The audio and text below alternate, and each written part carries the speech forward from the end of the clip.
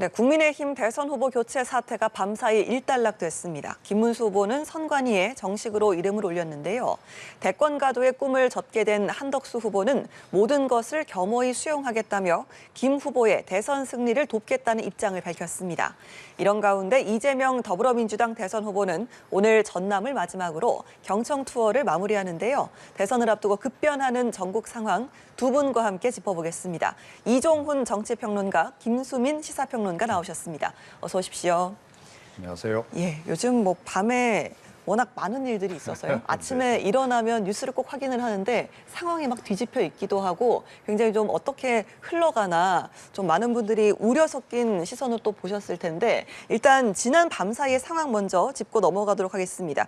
김문수 후보가 이제 그렇게 표현을 했더라고요. 당원 투표 부결에 대해서 기적이다 이렇게 표현을 했더라고요. 예, 그러니까 아마 많은 분들이 굉장히 의외다 이 생각을 하셨을 겁니다. 그러니까 사실은 그동안은 워낙 이제 친윤계의 영향력이 굉장히 강했었고 윤석열 전 대통령의 영향력도 여전히 많이 남아 있다. 그리고 결국 이제 이번 대선 과정에서도 그들의 영향력이 상당할 것이다. 그리고 실제로 친윤계 윤핵관 지도부가 계속 이제 당을 이끌었던 바고 그 방향대로 사실은 당이 그동안 그냥 일사불란하게 움직이는 것처럼 그렇게 보이기도 했다는 거죠. 예, 아까 좀 의외다라고 말씀하셨는데 일단 두 분의 목소리는 좀 어떻게 들으셨는지 궁금합니다. 예. 사실은 이번에 강제 단일화를 당하신 거나 다름없거든요. 당원들이 이제 결국은 정리를 이제 해준 거 아니겠습니까? 예. 그런데 이제 조금 전에도 얘기 나눴습니다만 이번 당원들의 결정이 이제 상당히 좀 의외고 이건 전 긍정적인 신호라고 일단은 생각을 합니다. 그러니까 친윤계 일변도 또 윤핵관들 위주로 이렇게 당이 계속 끌려갈 수도 있는 상황이었는데 거기에 일단 제동을 걸었다 하는 것. 그래서 사실은 지난번에 이제 그 경선 치를 때 안철수 후보가 4강에 오르고 또 한동훈 후보가 2강에 오르고 그랬을 때 중도 보수 지향의 지지층들도 나름 그래도 결집은 하고 있구나 하는 정도 확인을 이제 우리가 했던 바가 있는데 네. 이번에 오히려 윤핵관들이 무리수를 두면서 그 분위기를 조금 더 가속화시킨 게 아닌가. 그러니까 당이 이제는 좀 변해야 된다. 그런 위기감이 이제 발동이 되기 시작한 거고 그래서 앞으로도 이제까지와 마찬가지로 하루하루가 굉장히 급변하는 그런 상황으로 좀 들어가지 않을까 이렇게 생각을 합니다. 예, 후보 단일화를 둘러싸고 지난 3일 이후로 두 사람 사이에 상당히 좀 갈등이 컸는데 오늘 저희가 현장을 연결해서 본 모습은 이제 포옹과 박수로 마무리가 됐습니다. 어떻게 보셨는지 궁금합니다. 네, 김문수 후보하고 한덕수 후보 양쪽 간에는 화해가 되고 봉합이 됐다고 볼 수 있겠죠. 하지만 그렇다고 해서 지난 수일 동안 있었던 일들을 없었던 것으로 만들 수는 없는 거거든요. 이 부분에 대해서는 국민들의 냉엄한 평가가 있을 거라고 보여지는데 사실 한 공당입니다. 그리고 국회의원이 100명이 넘는 정당인데 굉장히 여러 가지의 절차를 거쳐가지고 후보를 선출을 해놓고 그리고 그 후보를 교체하려고 하는 과정은 굉장히 선출했던 과정에 비해서는 졸속인 그런 과정을 거쳤거든요. 그리고 새벽 3시에 후보 등록 공고를 하고 후보 등록을 받아서 그것도 단 한 사람이 30개 넘는 서류를 내도록 하는 이런 특혜에 불과한 그런 조치를 했던 것이고 사실 이 문제는 이번에 정리가 안 됐다고 할지라도 법적으로도 심판을 받을 수도 있는 상황이었어요. 왜냐하면 우리 공직선거법이 민주적인 절차를 통해서 당이 후보자를 추천을 하도록 돼 있는데 거기에 정면으로 위배되는 그런 행위를 정당에서 한 것입니다. 이런 것들에 대해서 많은 국민들이 분노를 하셨고 사실 이게 이념과 정치의 문제를 떠나서 예를 들면 직장에서 본인이 어떤 성과를 만들어내려고 하고 있는데 상사가 가로챈다거나 또 길에서 줄을 서 있는데 누가 새치기를 한다거나 이런 불쾌한 경험들을 국민들이 이번 국민의힘의 내부 모습을 보면서 많이들 떠올리셨던 거고 그래서 이제 김문수 후보에 대한 호불호를 떠나서 이 강제 후보 교체는 잘못됐다라고 하는 그 여론이 만들어지고 심지어 아직까지 교황 콘클라베도 끝난 게 아니다. 왜? 한덕수 후보와 단일화를 안 했기 때문에 이런 풍자도 굉장히 넘쳐났거든요. 이런 것들이 이제 정당에 대한 압박이 되고 국민의힘 당원들 마음까지도 움직였던 것 같아요. 그리고 김문수 후보와 경쟁했었던 한동훈 후보 뭐 나경원 후보, 안철수 후보, 홍준표 후보 이들의 지지층까지도 같이 움직여서 김문수 후보도 미처 예상을 못했다고 하는 당원 투표를 통한 부결 여기까지 온 것인데 사실 이 결과적으로는 정치의 문제를 뛰어넘어서 불공정의 어떤 사태를 막아냈다라는 의미가 분명히 있을 텐데 다만 국민의힘이 이 불공정 사태로 스스로 뛰어들었던 이 부분 여기에 대해서는 결코 사라질 수 없는 일이고 책임자들부터 반드시 본인 거취를 포함해서 책임을 져야 될 그런 문제라고 지적을 하고 싶습니다. 네, 김문수 후보 일단 후보 취소 효력정지 가처분 신청은 취하하겠다라고 입장을 밝힌 상태고 또 권영세 비대위원장에게도 앞서 입장 발표를 통해서 뭐 감사드린다 이런 이야기를 했는데 일단 뭐 당내 이제 내용은 바로 좀 수그러들 수 있을지가 궁금한 게요. 지금 뭐 내부에서는 권성동 원내지도부의 동반 사퇴까지도 요구하는 목소리가 있더라고요. 예, 그렇죠. 사실은 권성동 지금 원내대표의 그 행동이 좀 납득이 안 간다는 얘기를 많이 하죠. 그건 뭐 비단 이제 국민의힘 내부에서뿐만 아니고 네. 일반적으로 정치권에서 이런 경우는 사퇴하는 것이 맞기 때문에 사퇴가 당연한데 그나마 그것도 당권 계속 지금 유지하겠다고 지금 버티는 거 아닌가 그래서 비난 여론이 상당합니다. 네. 그래서 이 본인 거취 문제를 빨리 좀 이제 결정을 해주는 게 당이 좀 변화할 수 있는 그런 그나마 계기를 좀 만들지 않을까. 이번에 당원들이 뭔가 자각을 하기 시작했고 네. 뭔가 변화하기를 시작했다라고 한다면 그 방향성에 맞춰서 빨리 당도 체질 개선을 좀 해야 되는 이제 그런 그 상황이다. 그거 못 해내면 이번 선거 사실은 뭐 승기 잡기는 어렵지 않을까 이렇게 좀 보여지고요. 그래서 빨리 정리될 사람은 정리가 되고 새로운 이제 뭐 임시 지도부라 할지라도 새로운 지도부를 구축을 하든지 아니면 어차피 지금 대선 국면에서는 후보 중심으로 돌아가잖아요. 그러니까 이제 선대위를 이제 제대로 모양새를 갖춰서 꾸리고 조금 더 이제 그 중도 보수 성향 인물들도 영입을 많이 한다든지 또 당 혁신을 보여줄 수 있는 그런 인물들을 많이 영입을 해서 투입을 한다든지 뭐 그런 노력들을 하지 않으면 국민들은 또다시 권성동 뭐 권한대행 체제에서 뭐 여전히 변하는 게 없네 그렇게 생각할 가능성이 높다. 그리고 김문수 후보 자체도 사실은 그렇게 참신한 후보는 원래부터 아니었잖아요. 그리고 굉장히 이제 극우 성향도 강한 그런 인물이기 때문에 더욱더 그런 노력들을 하지 않으면 안 될 것이다 이렇게 생각합니다. 네, 권영세 비대위원장뿐만 아니라 권성동 원내지도부까지도 이제 모두 지도부를 교체하는 이런 이야기도 좀 해주셨는데 그렇게 되면 일단 대선이 정말 얼마 남지 않은 상황이기 때문에 여기에 공석에 따른 어떤 불안이라든지 혼란 이 부분도 예상은 되거든요. 앞으로 좀 어떻게 흘러갈 것이라고 생각하시는지요? 네. 근데 권성동 원내대표가 사퇴를 하지 않으면 국민들의 규탄은 더 거세어질 것이고 당원 내부에서도 굉장히 규탄이 있을 거거든요. 반드시 책임을 져야 될 부분이고 권영세 비대위원장이 사퇴를 했기 때문에 더더욱 대비가 돼서 도드라지게 돼 있습니다. 그래서 권성동 원내대표가 직에 연연할수록 오히려 당의 혼란은 더 커질 것이다. 그렇게 말씀을 드려요. 지난 금요일에도 보면은 의원총회 할 때 권성동 원내대표가 김문수 후보한테 꽃다발을 건네는 그런 장면이 있었는데 저는 네. 그걸 보면서 예를 들어서 어떤 집안의 식구가 친구 빚 보증을 서가지고 집안이 난리가 났어요. 근데 그 상황에서 배우자한테 꽃다발 준다고 해결되나 이런 생각이 들 정도로 굉장히 안이한 그런 모습들을 많이 보였었거든요. 그리고 국민의힘이 사실 굉장히 좀 여러 절차를 통해서 굉장히 극적으로 좀 후보를 선출하는 그런 장치들도 많이 뒀는데 그거를 나중에 들어온 사람한테 새치기 하듯이 그렇게 후보를 내주려고 했던 부분 이런 것들은 반드시 책임을 져야 되겠습니다. 그리고 어차피 대선이 많이 남지 않았고 또 후보 중심으로 꾸려가는 것이 대선이거든요. 당무 우선권도 후보에게 있거니와 그리고 김문수 후보뿐만 아니라 이번 사태를 통해서 경선에서 탈락했던 다른 후보들까지 결집하는 그런 모습을 보였기 때문에 김문수 후보 입장에서 그리고 국민의힘 입장에서는 그 후보들까지 선대위원장 체제로 구축을 해서 대선을 얼마든지 소화를 할 수가 있거든요. 그런 의미에서는 권성동 원내대표가 뭐 당의 안정을 핑계로 대고 직에 연연할 필요가 전혀 없는 것이다. 이걸 지적할 수밖에 없겠습니다. 네, 이렇게 후보 단일화를 둘러싼 당내의 혼란은 사실 당원들이 좀 정리를 하는 그런 그림이었습니다. 굉장히 뭐 단순한 어떤 뭐 협상 결렬이나 이런 부분에서 그치는 게 아니라 뭐 진흙탕 세력 싸움 이런 양상을 보이기도 했는데 앞으로의 지지층에 좀 어떤 양상을 보일까요? 흐름이 좀 궁금하거든요.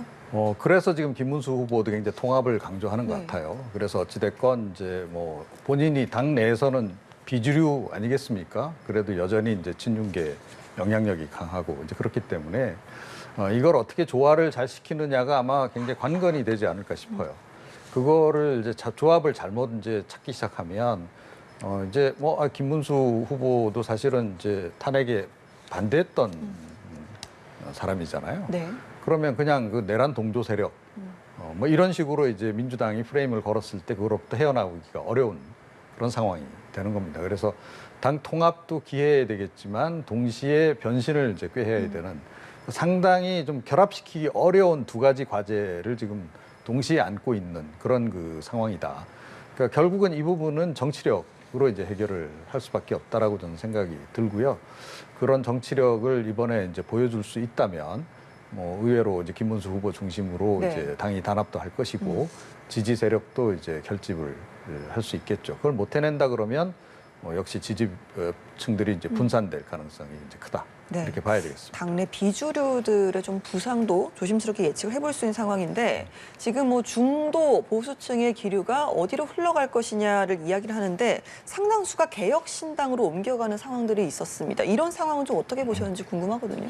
일단 김문수, 한덕수 갈등 때문에 개혁신당이 어느 정도 이득을 봤던 건 분명한 것으로 보이거든요. 그러니까 개혁신당의 이준석 후보의 현재 포지션이 2022년 대선 때 안철수 후보 포지션하고 비슷한 측면이 있습니다. 그때도 윤석열 후보하고 국민의힘에서 갈등이 벌어지고 또 국민의힘 대선 후보와 대표 간의 갈등이 벌어졌을 때 그때 국민의힘 지지층이 안철수 후보 측으로 이동을 해서 안철수 후보가 이제 지지율이 부상하는 그런 적이 있었거든요. 근데 사실 또 그것은 다른 한편으로 국민의힘의 갈등이 봉합됐을 때 다시 안철수 후보로 이동했던 국민의힘 지지자들이 되돌아가는 그런 흐름 역시도 있었어요. 그래서 이번에 일단 봉합이 되면서 좀 개혁신당 이준석 후보가 가질 수 있는 반사이득은 다시 줄어드는 측면은 분명히 있을 겁니다. 근데 다만 이준석 후보 입장에서 공략을 해볼 만한 것은 어쨌든 김문수 후보가 탄핵에 반대한 후보였고 굉장히 강경보수로 국민들한테 인식이 되고 있는 거는 여전히 달라진 건 없거든요. 물론 지난 며칠 동안 김문수 후보가 약자로 비춰지면서 여러 국민들, 무당층이나 심지어 민주당 지지층에게도 좀 동정받았던 측면이 있지만 사실 오히려 역설적으로 이게 봉합이 되면서 다시 김문수 후보의 극우성이랄까요? 이런 것들이 부각될 수 있습니다. 이런 부분들을 이준석 후보가 공략해낼 수 있는 여지가 충분히 있고 중도 보수는 극우나 강경 보수와 어떻게 다른가 이런 부분들을 충분히 어필한다라고 하면은 그것은 이제 이준석 후보에게 유리한 그런 측면이 될 수 있을 것 같고요. 그리고 이재명 후보하고 김문수 후보의 표차가 줄어들지 않는다. 지지율 차이가 줄어들지 않는다고 했을 때는 어차피 이번 선거는 뭐 김문수 후보에게 표를 결집시켜준다고 해도 역전이 안 되는 선거이므로 보수층 입장에서 특히 중도 보수층 입장에서 그냥 소신 투표를 하자 이렇게 기류가 잡히게 되면 이준석 후보가 선전을 할 여지도 충분히 크게 남아 있습니다. 네, 이번 국민의힘의 주말간에 있었던 갈등이 이준석 후보에게는 좀 어떤 효과로 나타날까요? 그러니까 반사적 효과는 실제로 지금 나타나고 있죠. 그러니까 개혁신당 쪽에서 이제 밝혔듯이 최근에 당원 숫자가 많이 이제 증가를 하고 있고 원래 한 7만 명 선이다가 8만 명 돌파하고 지금 9만 명에 근접을 했고 조만간에 제가 보건된 이 추세면 10만 명은 넘어갈 것이다 이렇게 생각합니다. 그런데 특징적인 것은 개혁신당을 지지하시는 분들, 이준석 후보를 지지하시는 분들은 비교적 확신범에 가깝다. 그래서 이제 이들의 지지는 좀 탄탄한 편이다 이렇게 네. 이제 일단 봐야 되고요.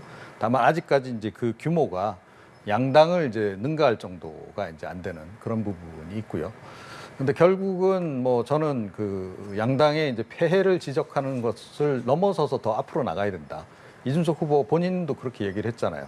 자기는 좌도 아니고 우도 아니고 앞으로 나가겠다라고 얘기를 했기 때문에 확실한 차별화 포인트는 역시 그 미래지향성 아니겠습니까? 국민들이 이제 이준석 후보에게 기대할 수 있는 것도 바로 그 부분이 있기 때문에 그런 미래 비전 중심으로 해서 양당 후보자들하고 좀 차별화된 뭔가를 보여주는 것, 그 캠페인을 잘 벌인다면 의외의 바람이 불 수도 있다 이렇게 생각합니다. 알겠습니다. 이재명 후보 이야기 좀 해보겠습니다. 요즘 홍준표 전 시장에 대해서 언급을 좀 자주 하는 것 같아요. 뭐 귀엽다 이런 표현도 하고 훌륭한 정치인이다.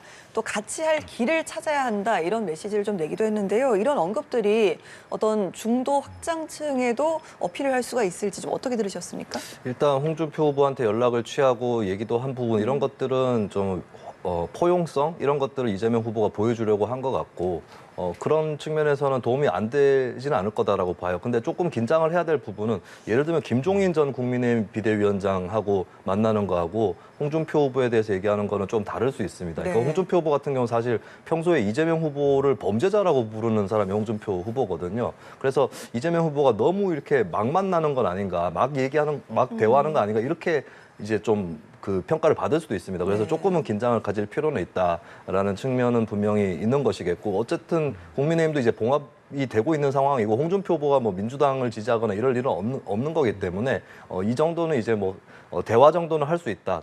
통화 정도 할 수 있다. 이 정도 선에서 이제 매듭을 짓는 게 더 나을 것 같고 이제 그 한편으로 이제 사실 그 홍준표 전 후보하고는 좀 다른 방면의 보수 인사들, 뭐 얼마 전에 만났던 김종인 전 비대위원장이라든지 이런 쪽의 인사들하고는 계속해서 대화를 하고 적극적으로 만나는 모습들 이런 것들을 보여주는 거는 보수층으로 이제 지지를 확장시켜 나갈 수 있는 그런 충분한 또 계기는 된다고 봅니다. 네, 홍준표 전 시장이 움직이진 않겠지만 그래도 어느 정도 이 같은 노력 자체가 좀 의미 자체는 있다 이렇게 평가해 주셨습니다. 그러니까 이재명 후보가 이제 점점 욕심이 나는 거죠. 그게 뭐냐 하면 그러니까 아슬아슬하게 이기는 거 말고 좀 더 압도적으로 이기면 아무래도 권력의 정당성이 더 확보가 되는 거잖아요.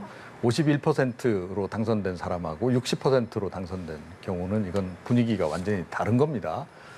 그래서 이재명 후보가 이제 점점 욕심을 내면서 그러다 보니까 자연스럽게 이제 그 오른쪽에 있는 분들에 대한 이제 그 스킨십을 이제 굉장히 이제 확대를 하는 이제 그런 이제 지금 상황이다 이렇게 이제 봐야 되고요.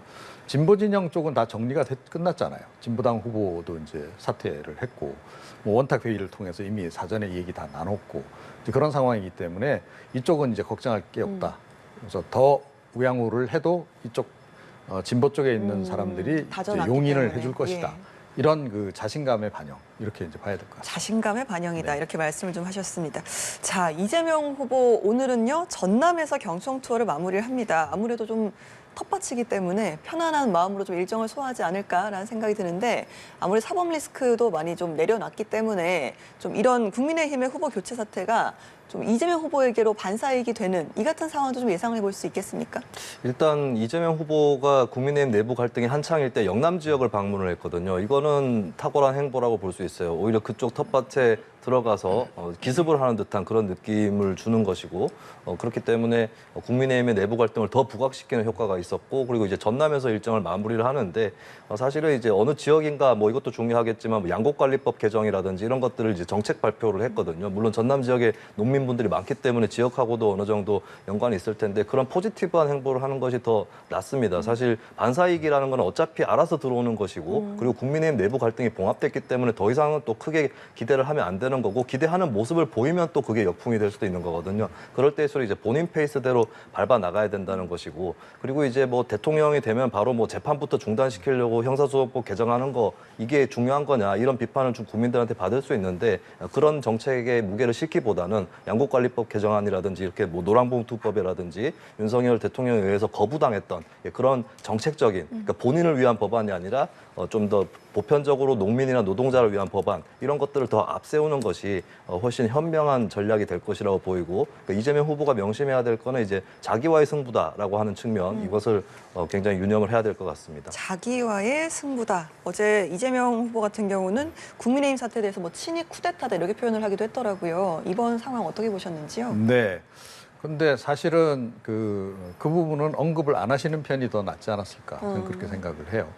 그러니까 뭐 알아서 뭐 저쪽에서 뭐 그렇게 한다는 식으로 또 말씀도 하시던데, 그러니까 뭐 이제 그 말이 틀린 얘기는 아닙니다만 이미 알아서 분개하고 있는데 굳이 본인이 이야기할 필요까지는 없는 거잖아요. 그거보다는 본인은 더 민생을 챙기고 또 이제 그 우측 오른쪽에 있는 그 우익 성향의 인물 중에서 괜찮은 분 한 분이라도 더 만나서 그분들하고 덕담을 나누고 미래에 대해서 이야기를 하고 그런 그 포지티브 쪽으로 운동을 좀 집중하시는 편이 훨씬 더 낫지 않을까 이렇게 생각합니다. 네, 지금은 포지티브로 가는 것이 이재명 후보 본인을 위해서 유리하다. 두 분 말씀이 좀 같았습니다. 말씀 여기까지 듣겠습니다. 지금까지 김수민 시사평론가, 이종훈 정리평론가와 함께했습니다. 오늘 말씀 고맙습니다.